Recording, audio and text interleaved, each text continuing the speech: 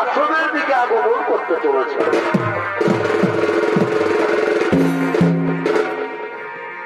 জন্মিলে চলিতে পারে যথা বলি তবে, জন্মিলে চলিতে পারে যথা বলি তবে, ওরা পারিলে যথা এইটা পারিলে যথা জানে সংসারে মনিবরে লিখেছে বেদের গছরে, মনিবরে লিখেছে বেদের গছরে। জন্মিলে চলিতে পারে কথা বলি তবে, না পারিলে অধৈর্য, না পারিলে অধৈর্য জানে হে ভগবানে, হে মনিবরে লিখেছে বেদের গছরে, হে মনিবরে লিখেছে বেদের গছরে। এ হলো মাতঙ্গ ঋষি। আজ মনের আনন্দে তার শিষ্যদের নিয়ে নিজ আশ্রমে আগমন করেছেন। আর এই মাতঙ্গ ঋষির ভূমিকায় নৃত্য পরিবেশন করবেন নৃত্যশিল্পী ওস্তাদ লায়ন চন্দ্রকুমার।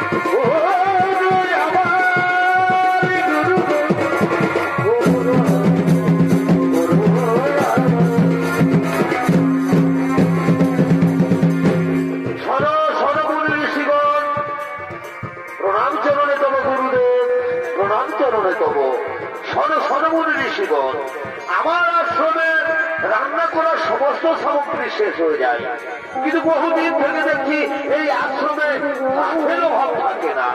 আমার মনে হয় কেউ নাকি চুপি চুপি কাঠের বোঝা রেখে যায় না। সে কি গুরুদেব, কি হতে পারে সে বড় মহান ব্যক্তি? সেটাই হোক না কেন, আজকের এই রাত্রির অন্ধকারে তোমরা অত্যন্ত প্রহরী থেকে তাকে হাতে হাতে ধরতে হবে কে সেই মহান ব্যক্তি। ঠিক আছে গুরুদেব, আপনার আদেশ আমি অক্ষরে অক্ষরে আমরা পালন করবো। আপনি নিশ্চিন্ত মনে কুটিরে আগমন করুন। ঠিক আছে চিত্ত আমি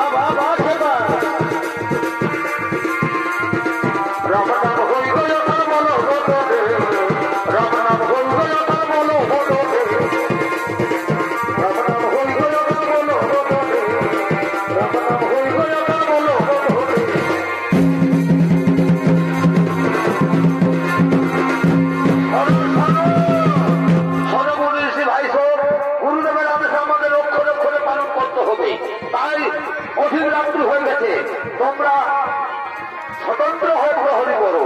ঠিক আছে ভাই, তাই হবে।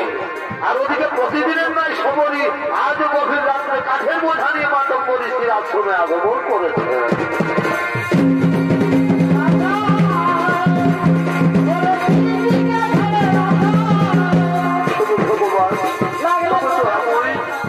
দিনের আলোয় সবাই আমাকে ঘৃণা করে ঠাকুর, তাই তো আমি রাত্রি অনুভব করে মাতঙ্গ ঋষির আশ্রমে কাঠের বোঝা দিয়ে আসি। ভগবান তুমি আমায় ক্ষমা করো ঠাকুর, তুমি এই চন্ডালিনীকে ক্ষমা করো।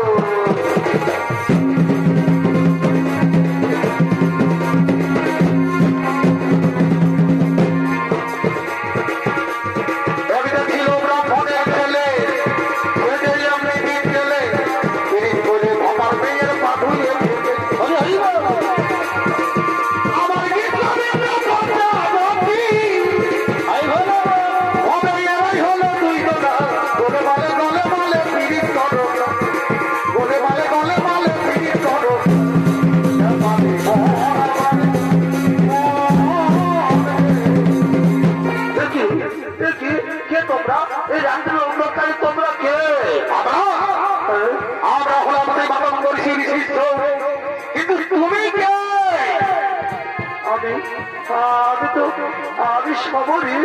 সবরী? সবরী মানে তুমি সেই হীরা চন্ডালের মেয়ে সবরী দাও? হ্যাঁ মনে বল, তুমি সেই হীরা চন্ডালের মেয়ে সবরী? ওই সবরী তুই নিজ জাত হয়ে, তুই ছোট জাত হয়ে কেমন করে আমাদের আশ্রমে গোপন গোপনে তাদের বোঝা লেগে যাস। মনে ঋষিগণ আমাকে ক্ষমা করে দেন। মনে ঋষিগণ আমি আর এই আশ্রমে আসবো না। আসবি না মানে? আমরা আজ তুমি ক্ষমা করবো তোমাকে? তুমি কি মনে ভেবেছ এই ছোট জাত হয়ে আমাদের আশ্রমে গোপনে গোপনে প্রবেশ করেছ? এটাই তোমার সব থেকে বড় অপরাধ।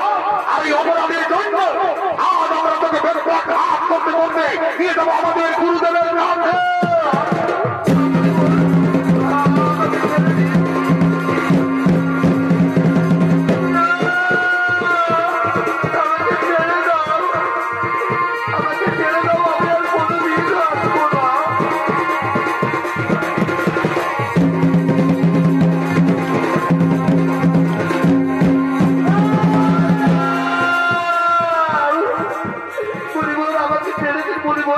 আমি কোনোদিনও আসবো না। ছেড়ে দেবো? তুই চন্ডাল হয়ে এই গোপনে গোপনে মাতঙ্গ ঋষির আশ্রমে প্রবেশ করে তুই আমাদের কষ্ট করতে চেয়েছিলি। আজ আমরা তোকে ভেতরে ঘাত করতে করতে নিয়ে যাবো আমাদের গুরুদেব মাতঙ্গ ঋষির কাছে।